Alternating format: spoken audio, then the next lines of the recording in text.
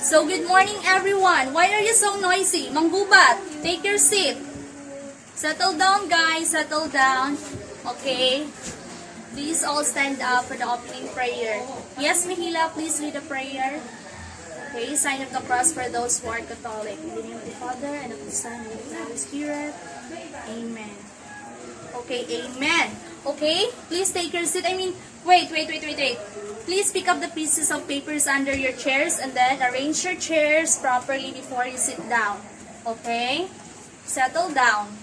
So, before we start our discussion, before we proceed in our discussion, who can give a brief explanation about our past topic last week? Okay, anyone? Oops, do not answer in chorus. Raise your right hand if you want to answer. Yes, Manggubat again? Okay, very good. Okay, our last topic is all about the exercise or the importance of having exercise in our daily life. So exercise, it gives a big impact in our daily activity because it makes us active and also it makes us healthier. So, for our next topic for today is in relation with exercise. So our next topic is, so I have here the common type of dances. I have here the flashcard of the 5 common type of dance. So first, I have the Zumba dance. So I know that you are familiar of the Zumba dance, especially now. I think 50% of the people nowadays are performing Zumba on their designated house.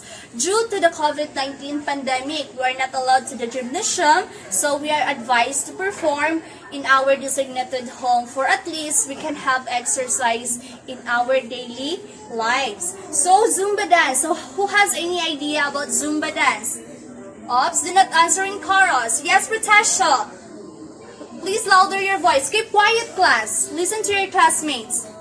Okay, Pratasha, very good. Any idea? None? Okay. Zumba dance. So that is a Zumba dance. So next, folk dance. So who has an idea about folk dance? I know that you are familiar of this. Yes? Anyone? Yes, people at the back. Okay, very good, Mendoza. Please stand up.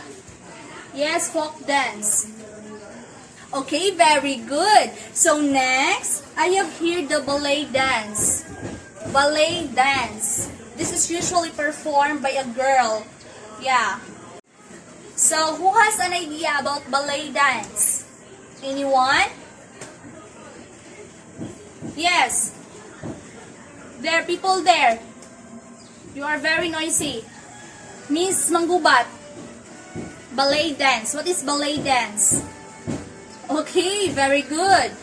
Next is the ethnic dance. Okay, this is the most famous dance in our country because ethnic dance is a cultural dance that usually performed in the fiesta. Yeah, so who has an idea about ethnic dance? Okay, Miss Satsat. Okay, very good. Ethnic dance. Next is the jazz dance. Okay, jazz dance. Okay, this is the jazz dance. Who has an idea about this? Anyone? Another hand, another hand. How about you, Mr. Quiapo? Oh, you did not undergo advanced reading, huh? How about you? Okay, please stand up.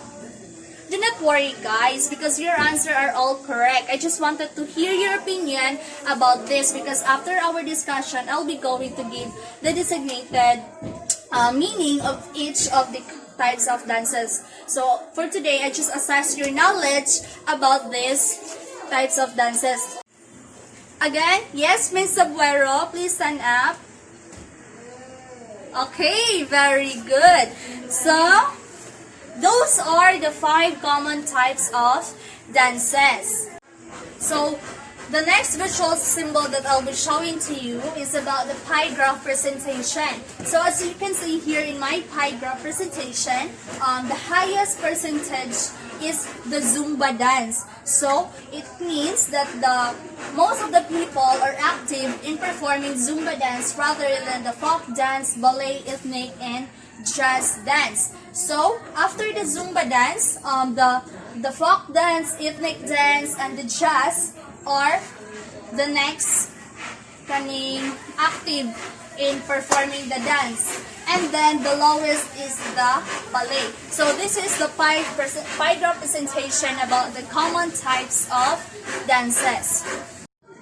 So the next sample that I will be showing to you is the diagram of the elements of dances. So the elements of the dances is the components of space, time, force, and body. So what is space, by the way? So space is where the meaning of this is where is the movement being performed. So when you say space, it is a particular area that you are going to perform the said dance. So next, the time. Time is when is the movement being performed.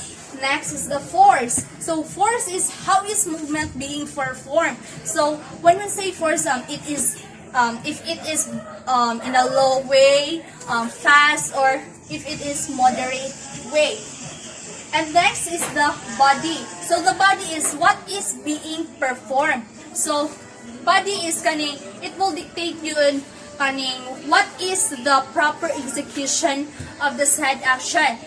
If the action is, it should be like this or it should be like this. So it depends upon the given action. So this is the diagram that illustrates about the elements of dance. So this time, I will be going to divide you into two groups. So in your group, you will be performing a dance. So this activity will be a dance competition. So of course, it is a competition. It should be having a rubric. So for our rubrics, first is the mastery of presentation, of course, because it is a dance competition, your actions should be mastered. So for the mastery of presentation will be 30%. So followed by the musical technicalities, 20%. The creativity, of course, and how you perform your dances and the sequence of your actions, if it is fitted in the music. So creativity is 30%. And then the overall impression of your presentation is 20% for a total of 100%. So you should perform well because I will be going to grade you individually and you will be performed in a group, but I will be grading you individually. So for the performance of your activity, I'll be giving you at least 5 minutes to prepare for your presentation. So I think 5 minutes is enough for you to acquire actions and everything because you are BPE. I am expecting not that much, but I am expecting a good presentation from you guys, okay? Is it clear? Okay. Okay, you can now proceed to your designated group.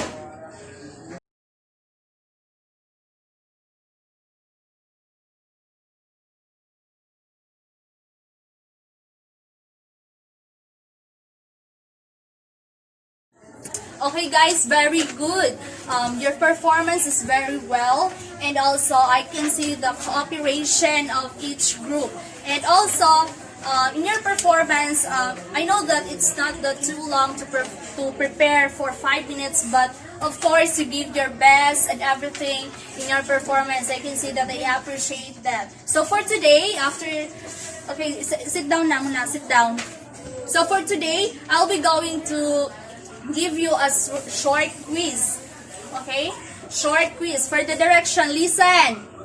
For the direction, enumerate the 5 common type of dance. So, as what I have discussed lately, I know that you take down something in your notes.